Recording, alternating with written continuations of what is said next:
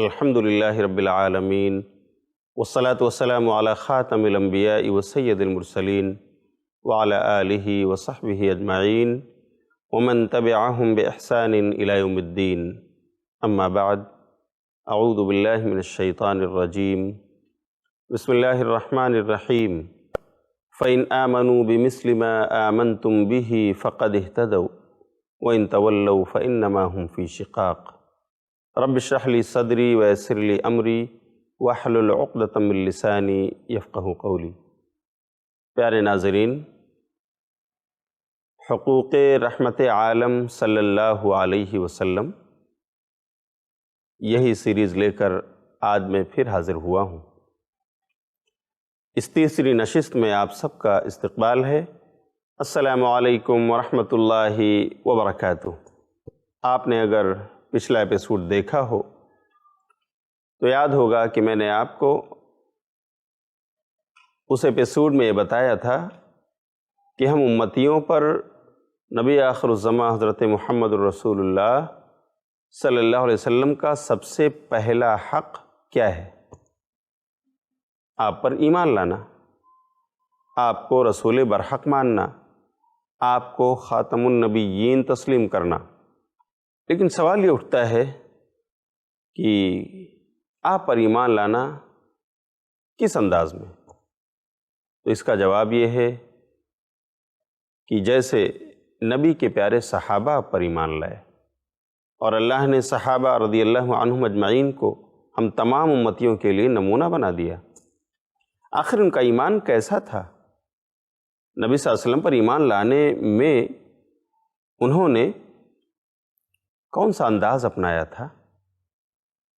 کون سی ادا تھی جو اللہ کو اتنی پسند آئی کہ اللہ نے قرآن میں آیت بھیج دی صحابہ کرام کے ایمان کو سیمپل بنا کر کہ دنیا والو تم اگر ایمان لائے ہو تو صحابہ کی طرح لے کر آؤ۔ پڑھیے سورہ بقرہ سورۃ نمبر 2 آیت نمبر 137۔ اللہ نے ارشاد فرمایا ہے فَإِنْ آمَنُوا بِمِثْلِ مَا آمَنْتُمْ بِهِ فَقَدْ اهْتَدَوْا وَإِنْ تَوَلَّوْا فَإِنَّمَا هُمْ فِي شِقَاقٍ، کہ اگر یہ دنیا کے لوگ ویسے ایمان لائیں جیسا تم لائے ہوئے صحابہ، بِمِثْلِ مَا آمَنْتُمْ بِهِ، جیسا تم اللہ پر ایمان لائے ہو، اگر یہ دنیا والے بھی ویسا ایمان لائیں تو پھر یہ ہدایت یاب ہو جائیں۔ لیکن اگر وہ ایسا نہیں کرتے، منہ موڑتے ہیں، تو وہ اختلاف اور شقاق میں پڑے ہوئے ہیں۔ اللہ اکبر۔ صحابہ کرام کا ایمان سمپل ہے، آئیڈیل ہے ہمارے لیے۔ آخر کیا بات تھی؟ کون سی خوبی تھی اس میں؟ ان کے ایمان میں کون سی چیز تھی اللہ رب العالمین کو اتنا پسند آ گئی؟ آئیے ذرا جائزہ لیتے ہیں، ان کی قوت ایمانی ملاحظہ کرتے ہیں چند واقعات کی روشنی میں۔ آپ نے ابوبکر صدیق رضی اللہ تعالیٰ عنہ کو سنا ہے، خلیفہ اول ہیں، آپ صلی اللہ علیہ وسلم کے یار غار ہیں۔ آپ کے ایمان کی قوت اور مضبوطی آئیے اس واقعے سے ملاحظہ کریں، جس کو امام حاکم نے اپنی مستدرک میں ذکر کیا ہے، اور علامہ البانی نے اس روایت کو اپنی کتاب سلسلۃ الاحادیث الصحیحہ جلد نمبر 1 میں ذکر کیا، صفحہ نمبر 306۔ اس میں ہے کہ ام عائشہ رضی اللہ تعالیٰ عنہ نے بیان فرمایا، جب نبی صلی اللہ علیہ وسلم کو مکے کی زندگی میں معراج ہوئی ہجرت سے پہلے، اور آپ صلی اللہ علیہ وسلم جنت اور جہنم کا مشاہدہ کر کے اور اللہ رب العالمین سے کچھ تحفے لے کر واپس آئے، تو آپ نے خانہ کعبہ کے صحن میں جا کر وہاں بیٹھے ہوئے کچھ سرداران قریش سے آپ نے ذکر فرمایا۔ بعض روایات میں آتا ہے کہ وہ سرداران قریش خود آئے، انہوں نے دیکھا کہ آج محمد بن عبداللہ صلی اللہ علیہ وسلم بڑے افسردہ خاطر، بڑے فکر مند بیٹھے ہوئے نظر آ رہے ہیں۔ وہ چل کر آئے اور پوچھا کیا ماجرا ہے؟ نبی صلی اللہ علیہ وسلم نے بتایا کہ میں رات میں بیت المقدس گیا تھا، مسجد اقصیٰ گیا تھا میں، اور میں واپس بھی آ گیا۔ جب انہوں نے یہ سنا تو بہت ہنسے، انہوں نے ٹھٹھا اڑایا آپ کا کہ یہ بھی کوئی بات ہے، راتوں رات یہ خانہ کعبہ سے بیت المقدس گئے، مسجد اقصیٰ، اور وہاں سے واپس آ گئے۔ لیکن ان سرداران قریش میں سے کچھ ایسے تھے جو پہلے مسجد اقصیٰ جا چکے تھے، بیت المقدس کی زیارت کر چکے تھے، اور وہ جانتے تھے کہ اگر محمد کا یہ دعویٰ ہے صلی اللہ علیہ وسلم کہ یہ گئے ہیں اور واپس بھی آ گئے، تو اس سے پہلے تو یہ گئے نہیں ہیں، آؤ چلو ان کا امتحان لے لیتے ہیں۔ ہم تو وہاں جا کر واپس آئے، ہم نے مسجد اقصیٰ کو قریب سے دیکھا ہے اپنی آنکھوں سے، ہم وہاں عبادت کر کے آئے اور اس کی زیارت سے ہم فیض یاب ہوئے ہیں، آئیے چلیں ان سے سوالات کر لیتے ہیں، کیونکہ اس سے پہلے محمد کبھی بھی بیت المقدس نہیں گئے ہیں۔ اگر واقعی یہ اپنے دعوے میں سچے ہیں تو جواب دے سکیں گے، ورنہ فیل ہو جائیں گے۔ بہرحال ان سرداران قریش نے آپ سے سوالات کیے اور پوچھا کہ اگر آپ گئے ہو اور واپس بھی آ گئے تو چلو ذرا یہ بتا دو کہ مسجد اقصیٰ میں اس کے دروازے کتنے ہیں، اس کی کھڑکیاں کتنے ہیں، اس کا حلیہ پوچھنے لگے کہ مسجد اقصیٰ کیسی ہے ذرا بتاؤ۔ اللہ اکبر، نبی صلی اللہ علیہ وسلم گئے تو آپ نے وہاں امامت بھی کرائی، اور اگلے پچھلے تمام انبیاء نے آپ کی امامت میں نماز بھی ادا کی، آپ امام الانبیاء قرار پائے۔ لیکن بس آپ یہ دیکھنے نہیں گئے تھے کہ اس میں کھڑکیاں کتنی ہیں، اس کے دروازے کتنے ہیں، کس انداز کے ہیں۔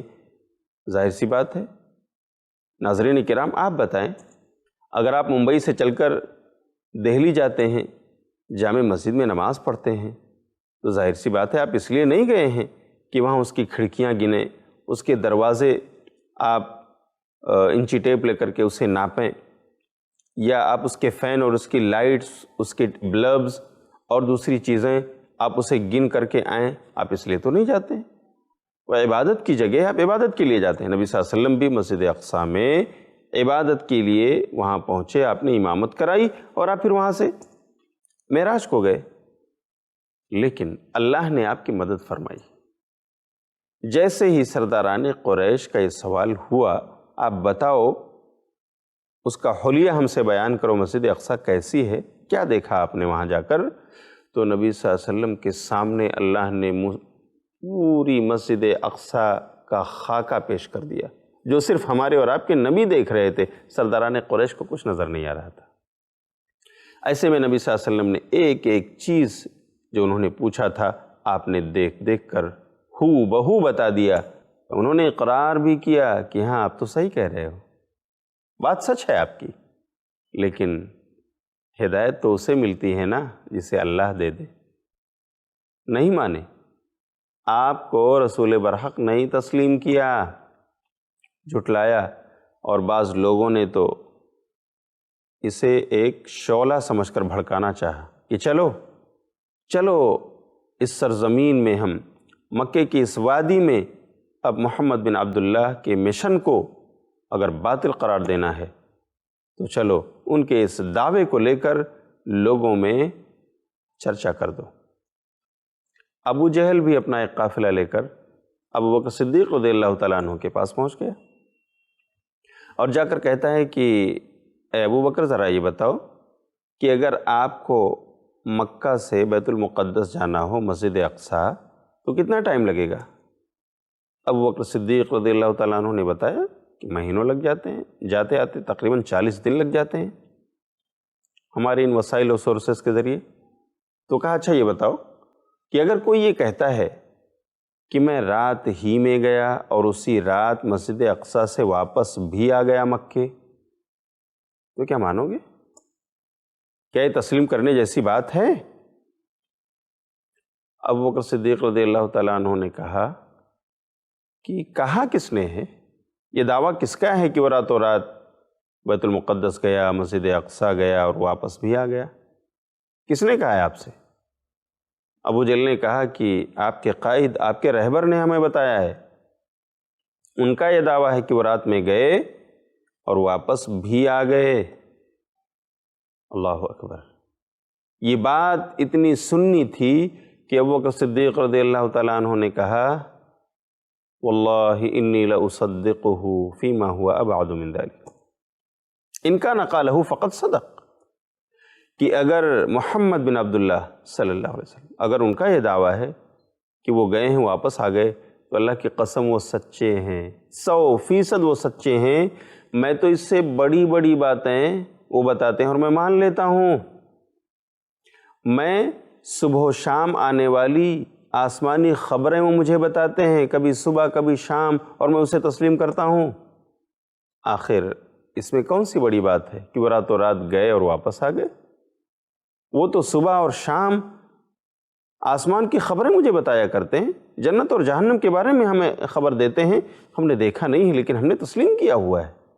ہم نے اپنے رب کو بھی نہیں دیکھا لیکن ہمارے نبی نے بتایا وہ رب اکیلا ہے، ایک ہے، لا وحدہ لا شریک ہے، میں اس پر ایمان رکھتا ہوں۔ آخر اس میں تعجب کی کون سی بات ہے؟ کیا ہوا؟ ابو جہل الٹے پاؤں واپس آ گیا، اس کی دال نہ گلی۔ وہ ابو بکر رضی اللہ تعالیٰ عنہ کا امتحان لینے گیا تھا، فیل ہو گیا، خود ہی منہ کی کھانی پڑی اور اس طرح سے رسوا ہو کر ابو جہل واپس ہوئے۔ یہ تھا ابو بکر رضی اللہ تعالیٰ عنہ کا ایمان۔ کفر اور الحاد کی چلنے والی آندھیاں کبھی اس کو نہ ہلا سکیں، وہ مضبوط ہمالہ بن کر ان کے سامنے کھڑے ہو گئے اور اس طرح سے ذرا بھی جنبش اور لغزش اس میں نہ آئی۔ صحابہ کا یہی وہ ایمان تھا جس کی وجہ سے اللہ رب العالمین نے قرآن میں ان کے ایمان کو ایک آئیڈیل بنا کر اللہ نے پیش کیا، ایک سیمپل ہمارے لیے بنا دیا کہ دنیا والو اگر تم ایسا ایمان لاؤ جیسا صحابہ لے کر آئے ہیں تو پھر ٹھیک ہے، تم ہدایت کے راستے پر ہو، لیکن اگر ایسا نہیں تو پھر تم اپنے ایمان کا جائزہ لے لو۔ یہ ہے ابو بکر صدیق رضی اللہ تعالیٰ عنہ کا ایمان۔ اور کیا آپ نے سنا ہے حضرت بلال کے ایمان کے بارے میں؟ حضرت بلال رضی اللہ تعالیٰ عنہ کون ہے؟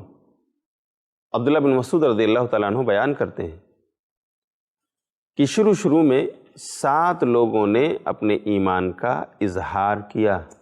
7 لوگ، نبی صلی اللہ علیہ وسلم، محمد بن عبداللہ، ابو بکر صدیق رضی اللہ تعالیٰ عنہ، عمار بن یاسر رضی اللہ عنہ، سمیہ رضی اللہ عنہ، صہیب رضی اللہ عنہ، مقداد رضی اللہ عنہ اور حضرت بلال۔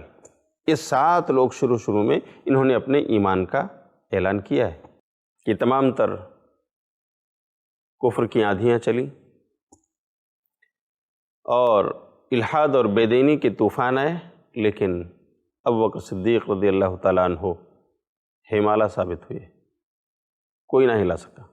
ایسے ہی حضرت بلال رضی اللہ تعالیٰ عنہ جو مؤذن رسول ہیں، مسجد نبوی کے مؤذن ہیں، وہ بلال رضی اللہ تعالیٰ عنہ جنہیں خانہ کعبہ کے اوپری حصے پر چڑھ کر اذان دینے کا شرف حاصل ہے۔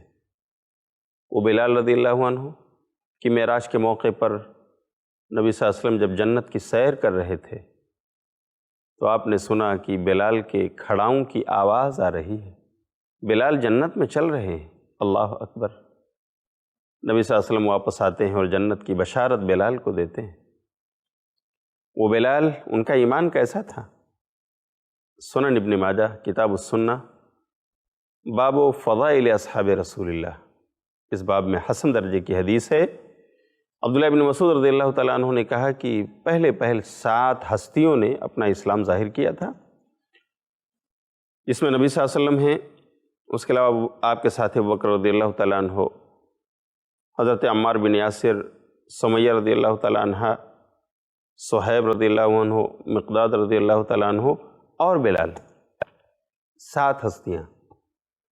تو نبی صلی اللہ علیہ وسلم کو تو ان کے چچا ابو طالب کے ذریعے اللہ نے ان کی حفاظت فرمائی، اور رہے ابو بکر تو ابو بکر رضی اللہ تعالیٰ عنہ کو ان کے قوم اور قبیلے کے لوگوں نے تحفظ دیا اور اس طرح ان کی حفاظت ہوتی رہی۔ باقی جو لوگ تھے بہت ستائے گئے۔ بلال رضی اللہ تعالیٰ عنہ، ابن مسعود کہتے ہیں کہ اوباشوں کے ہاتھ بلال رضی اللہ تعالیٰ عنہ بہت ستائے گئے۔ سرداران قریش، سرداران مکہ اوباشوں کو دے دیتے تھے کہ لے جاؤ، یہ بلال ہیں۔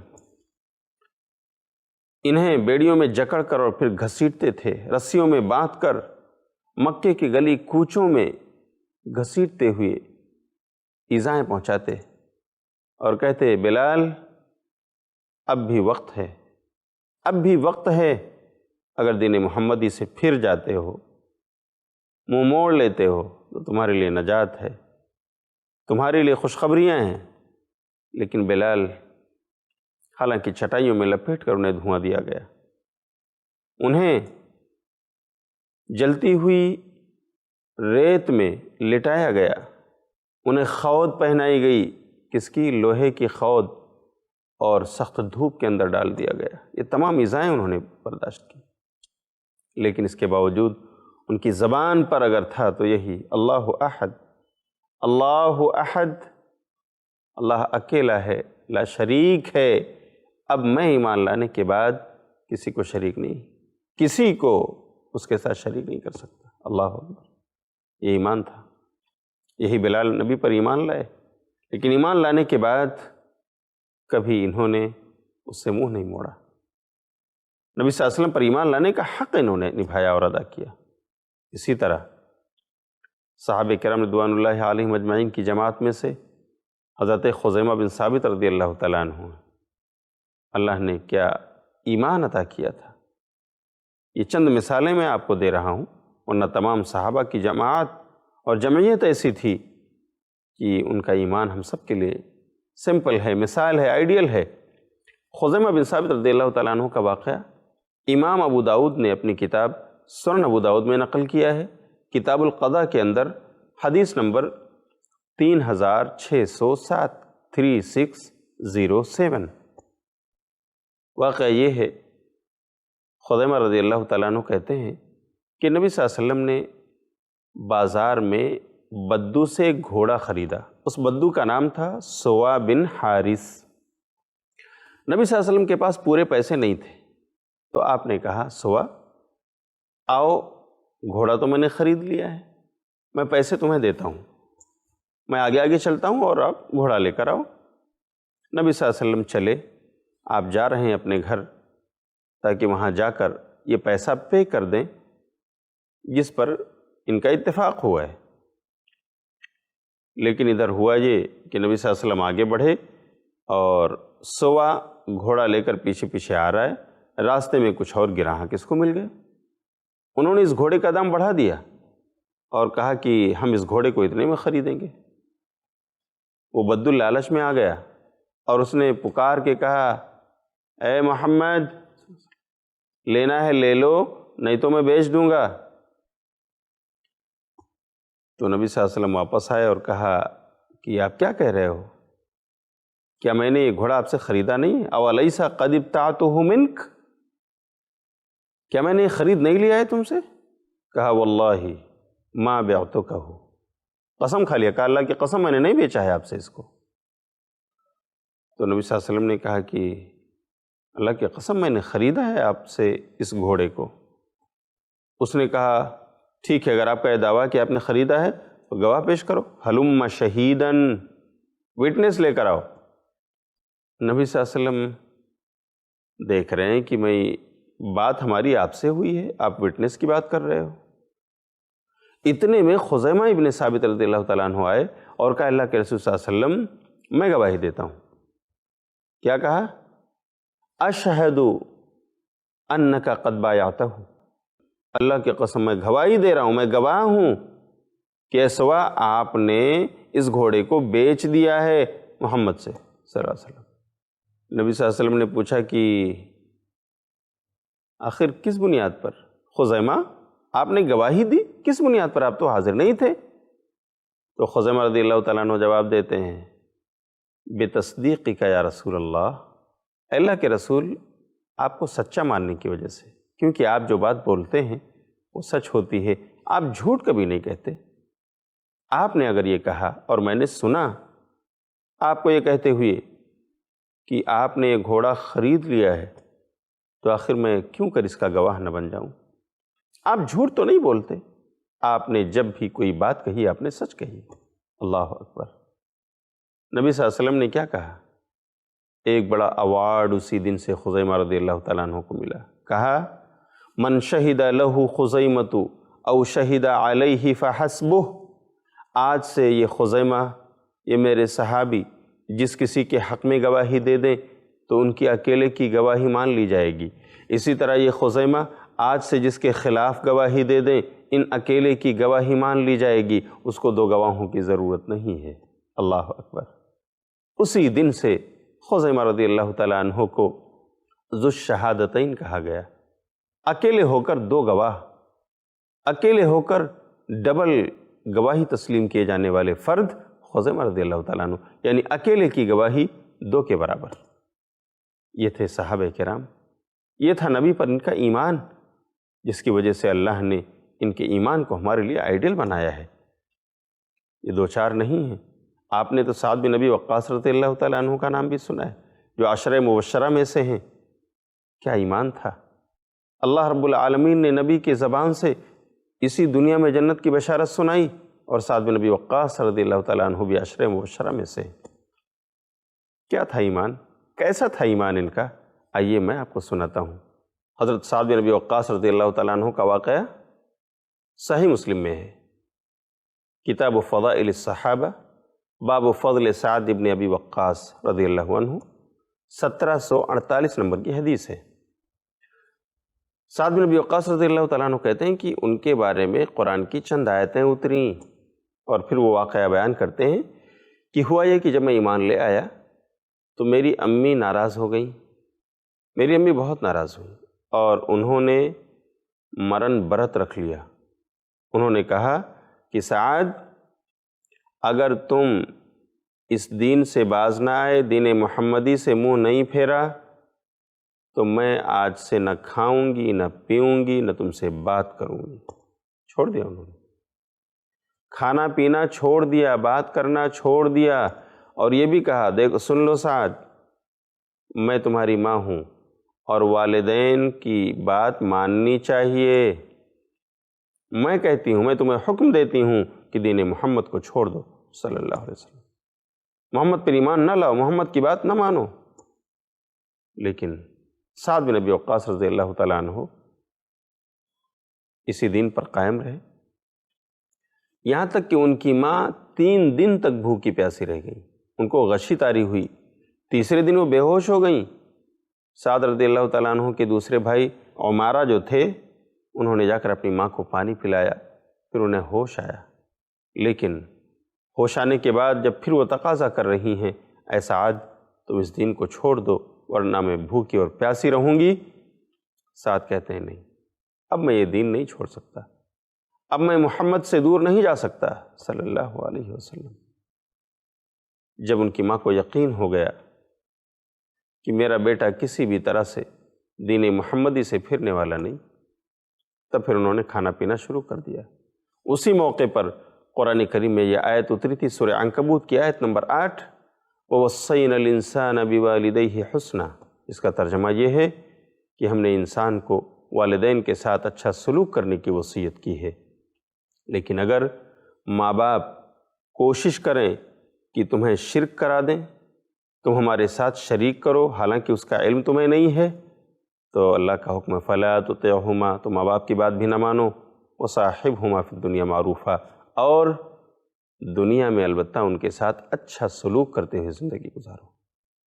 حضرت سعد بن ابی وقاص رضی اللہ تعالیٰ عنہ، انہی کے واقعے پر یہ قرآن کریم کی آیت اتری، اور اس طرح گویا ان کے ایمان کی بابت قرآن کریم کی گواہی موجود ہے۔